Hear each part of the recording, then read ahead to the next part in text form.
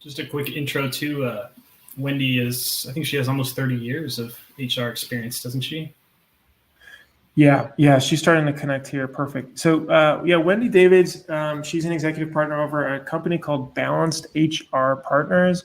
I'll drop a link in the bottom here. She's someone that we rely on very heavily. Oh, perfect. Hey, Wendy, how are you? Hi, how are you, Bruce? All right, worked. Wow. Good. I was expecting we'd have to do some crazy tech magic to try to get this thing to work. I was just introducing you. So Wendy's an executive partner over at Balanced HR Solutions. I just sent a link in the chat room as well. She has 18 years of just professional experience in the HR realm with small business, with very, very large business. She is all the HR certifications you could potentially think about. And so I reached out to her as she helps us quite often with any HR issues that we have, and just to be able to help offer advice. I mean, there's been a lot of questions as, small business owners, we just fall into a lot of this and continue growing, and then things happen.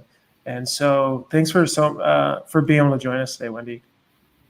Thank you very much for inviting me. I think, there's so much information out there right now about what should we do as businesses, as employees.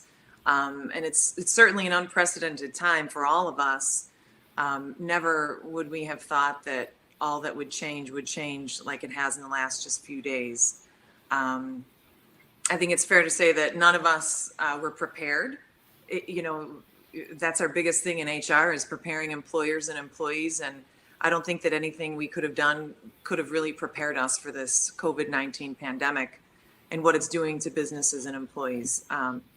So my business partner and I, we've been very busy this week, helping clients make some really tough decisions, and keeping them aware of new legislation, because there's a myriad of things that are going on with respect to changes to how employers do business.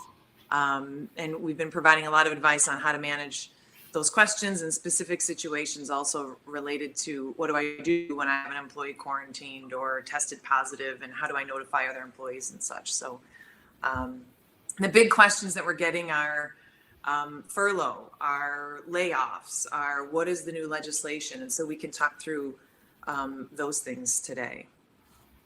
Yeah, that's actually a really good question just to kick it off. I mean, what's the difference between laying somebody off and putting them on furlough? A layoff is typically a decision that's permanently or temporarily when you have one or more employees that stop working at your organization. So it's easy to understand how a lot of employers will always think a layoff, they're never going to work here again. But also furloughed employees, that can be a part of a layoff, or some employers decide we're going to temporarily only take a group of employees or one employee, depending on the size of the organization, and not have them work for a period of time. They'll still be an employee of the organization, but we're not going to have them work right now because of whatever reason it may be. And in this case, it's mostly budget reasons and supply reasons, and obviously a myriad of those reasons. Gotcha. How does that work with them getting unemployment insurance, or how do they make money? So, because one of the big trends is that all of the shop owners care about their team, so it's just they can't pay them, but they're trying to say, how do they get paid to be able to take care of their family? Well, unemployment typically before COVID-19 has been for people that no longer are employed. They are people that no longer have an employer, and therefore they get those unemployment benefits if they apply and qualify and continue to qualify.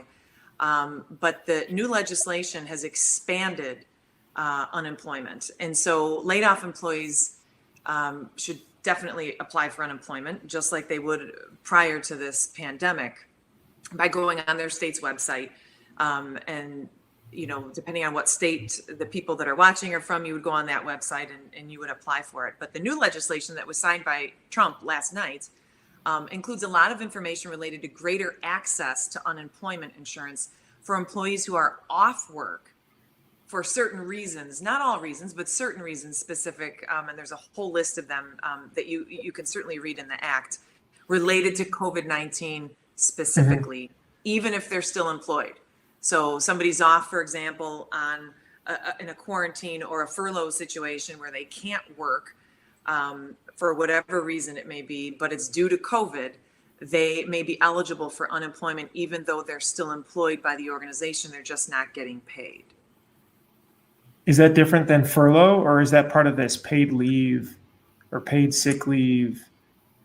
Furlough is a furlough and a layoff are kind of a status of how you're treating an employee during a situation like this. So an unemployment is a benefit that an employee can get when they are in one of those two situations. So they're kind of different things. A furlough and the layoff are the status, and unemployment is one of the benefits that has now been expanded for COVID-19 related reasons.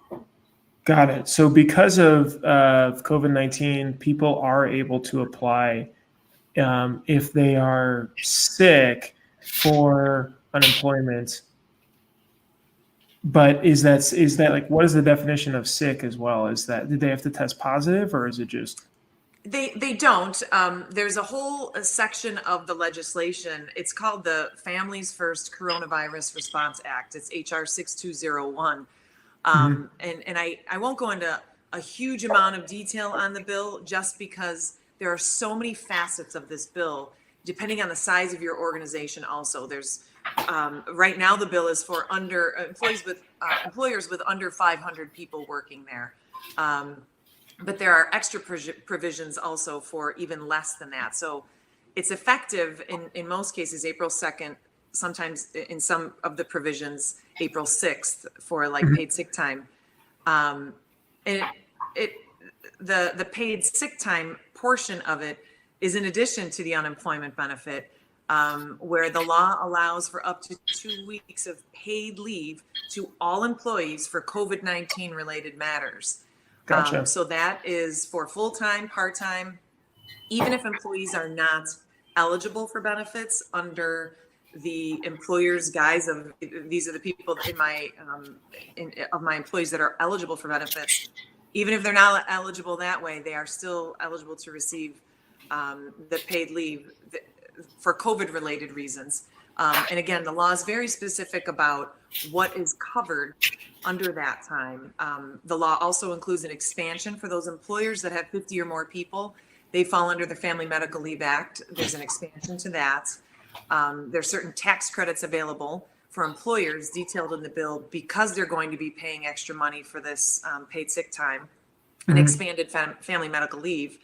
And obviously we talked about the greater access to unemployment insurance for those COVID-related issues. And also the bill also talks about how health insurance carriers will have COVID testing and diagnostic testing at no cost under their health plans. So it's a very, very large bill with a lot of details. Sure. And for the employers that are on this podcast, there is a part of it, because it's so new, the bill is less than 24 hours old. As part of the bill, there is a section, and I can read it to you. It's a section that includes a small business exemption. It says the U.S. Secretary of Labor has the authority to issue regulations exempting small businesses with fewer than 50 employees when the imposition of the requirements would jeopardize the viability of the business as a going concern. So the bill is so new, it's totally unclear to my sources, to whether they're attorneys or organizations that I'm part of, as to whether and when this type of exemption would even occur.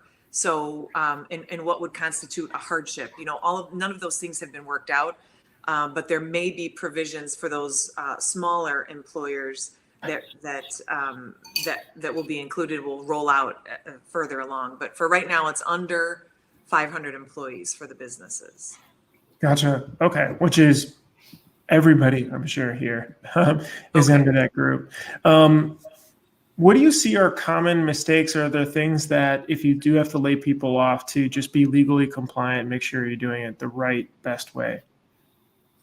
That's a very good question, because I think a lot of a lot of organizations really don't know the answers of how do we manage this now that we think that we may need to have a layoff. And HR people like me tend to be overly thorough with how we help our clients manage a layoff process. It's obvious that a lot of the organizations on this call are probably immediately thinking, I need to lay a bunch of people off. This is huge to my bottom line, and I don't know how I'm going to manage with all of these employees. But there are, first, what I recommend for employers to do is consider other alternatives. There are other alternatives, and take some time to consider what they are. Is there job sharing attempts at your organization that you can say, okay, 2 people can job share this position, reducing somebody's hours instead of totally laying them off, finding other work for an employee within the company, cutting or limiting overtime if you're an organization that has a lot of OT, even training employees. If you're in one role and you're not trained in another role, and this other role is critical to the organization, can you train that other employee that you would otherwise let go into that other position? And it might take a little bit of time to train them and some expertise, but that avoids you having to lay them off. But if all those options are exhausted, an employer needs to first create a plan. And I always tell my clients, come up with a robust plan and have the appropriate people sitting at the table to come up with that plan. What's your budget? What was your budget for 2020? And how has that changed now? Given the uncertain times and the fact that we really, nobody knows how long this is going to last, those are difficult forecasts to make, but get the right people at the table, because a layoff has such an impact on an organization, the morale of the employees, the organization in general, the customers. There's a big impact. So if there's a way to think of other alternatives, and then if you decide, yes, I have to do this, making that plan, because if you jump into a layoff without a plan, it could really lead to costly mistakes, poor implementation. I just talked about communication and morale issues, that it's already a stressful time. The last thing you want to do is add to that. So make sure there is a plan that the organization has. And then you decide, you might conclude after all of that, a layoff really does need to happen. The first thing that I suggest that an employer does, they need to make sure that they're in compliance with the WARN Act, which it sounds like people would be here, Worker Adjustment and Retraining Notification Act. Some of you may have heard of that. It's generally for employers with 100 or more employees, so it may not affect those on this call, but it involves appropriate notice that you must give for those larger organizations before you do a layoff. So you'd want to check there, and you'd also want to check, depending on what state you're in, there's additional requirements depending on where you are in the country, to check to make sure you're following all of those requirements before you do a layoff. The next step I recommend for an employer to do is figure out what's their selection criteria.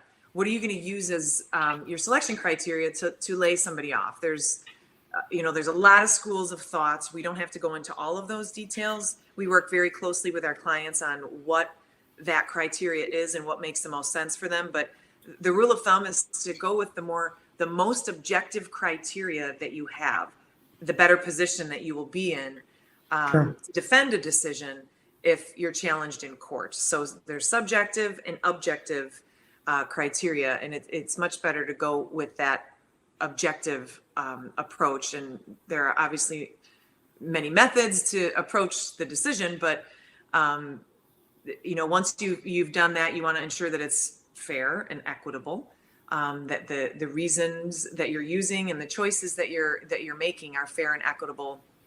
And some people have robust handbooks and policies that outline already, here's what our selection criteria is. Most of those companies are very large organizations that will very specifically detail, here's how we choose who's going to be laid off. Smaller organizations may not have that, and usually don't.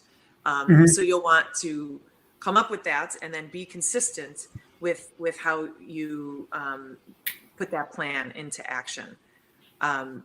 an organization, once they make that decision, is also, I could talk for like 100 hours on this, but and another thing that, all of these things that are important to think about is that employee, maybe that employee is someone that their entire role is going away. There are some roles like that in the restaurant business, for example, that, the place is closed. They have absolutely no work for them to do. But there are other organizations that, most of the duties may be going away of the person that you're going to lay off, but they have other duties that they're doing that may still be part of the organization. So before you do that layoff, you want to consider what are those things that person is doing, so that they can be picked up immediately by somebody else, and you don't have any gaps in those processes within the organization.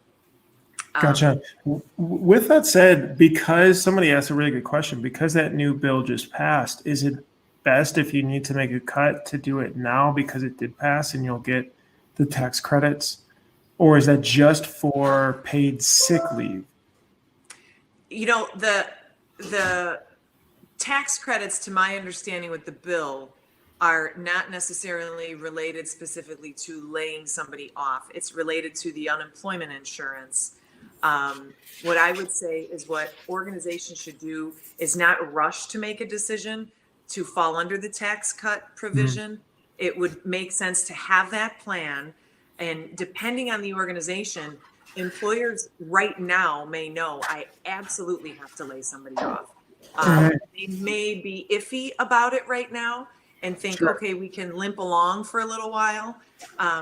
So I think that plan is important to have, and not base the decision based on when they would be able to potentially have a tax cut based on unemployment insurance. Got it. What about, and this may be more of a state-by-state question, but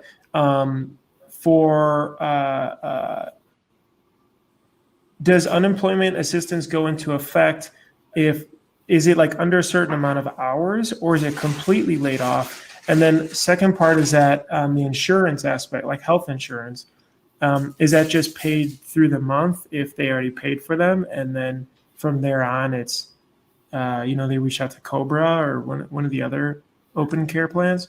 For unemployment, if somebody's laid off, the employer, when they communicate with them the layoff, they would let them know that they can apply for unemployment after they're laid off. They can apply for unemployment. There are certain cases where employees, if they're going to be quarantined or are off for whatever reason, and are off for an extended period of time for a COVID-related reason, they should be encouraged, regardless, to apply for unemployment.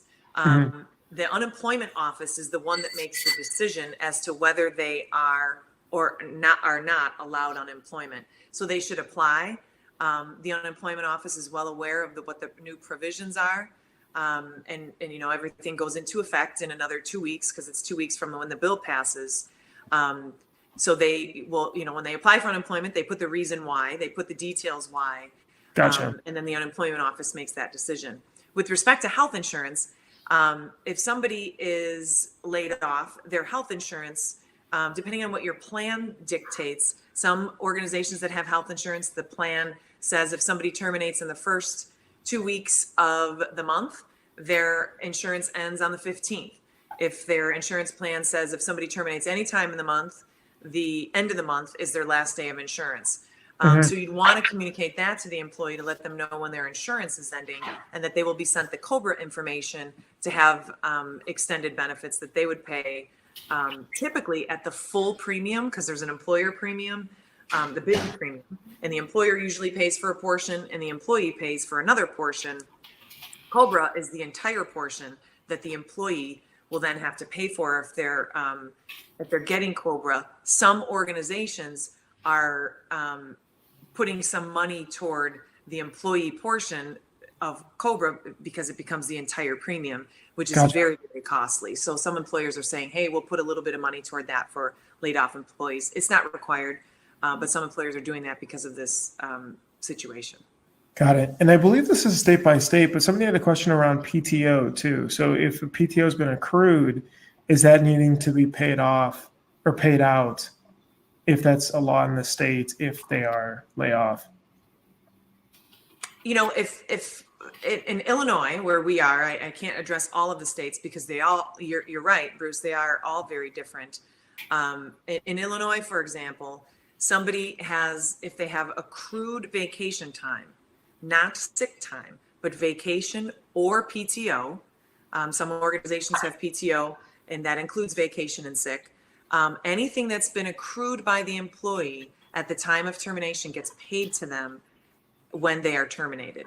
So if you're an organization that has unlimited PTO, which means they don't accrue time, they just get time, the organization in Illinois would not need to pay any vacation time out because they don't have any vacation time to pay out. But other organizations some organizations accrue it based on how many hours you work, and that's how many vacation hours you have, while other employers say we drop in 2 weeks in January. Well, if the person terminates in February, they have to have that entire 2 weeks paid out to them upon termination.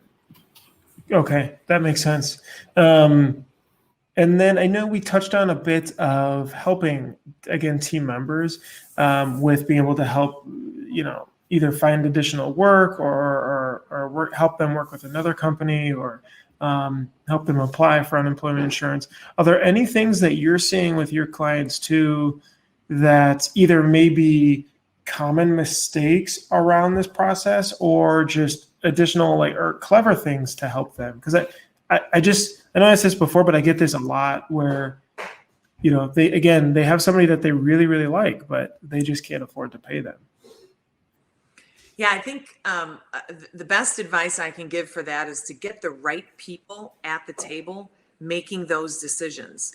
And, you certainly, as an organization, don't want to bring a bunch of employees into the room and say, we're going to talk about this. I'm talking more leadership employees, colleagues at other organizations. So that's like what you're doing today, Bruce, letting colleagues within an industry really talk about what can we do? Can you partner with another organization?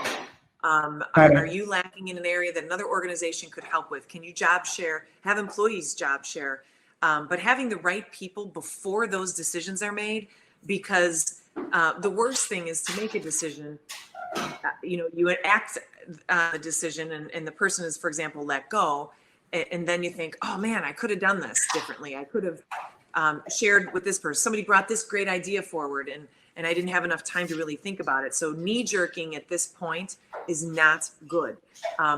Marinate on it, as I tell people, reach out to your colleagues, go on LinkedIn and see what other people are doing in your industry and really, really think about some of the other alternatives you could do before making that drastic decision of laying somebody off. And then, there's a lot of steps with regard, and I can hit some of them if you'd like, with respect to when you lay somebody off, the right way to do it and what not to do when you specifically have those discussions. I think my last big question here is, because the environment is changing so quickly, it feels like every day, the next bill, the rumor is people have been talking about no payroll tax. Have you been seeing that, or is that just rumors? Or I have heard that swirling about, until there's something passed and put out there. I don't want to speculate. I've when the House passed this legislation that I was just talking about with paid sick leave and unemployment insurance and family medical leave and such, it was passed and I reviewed the law. I was a big nerd and read the whole thing, all the provisions of it. And then it went to the Senate. And then there were more revisions made and changes, and then it went back and then it went for signature. And so I think the process is so lengthy, but they're really moving it rather quickly compared to the rest of the employment laws that have taken years and years and years to get through. Your guess is as good as mine. Okay, gotcha. Wendy, I really appreciate it.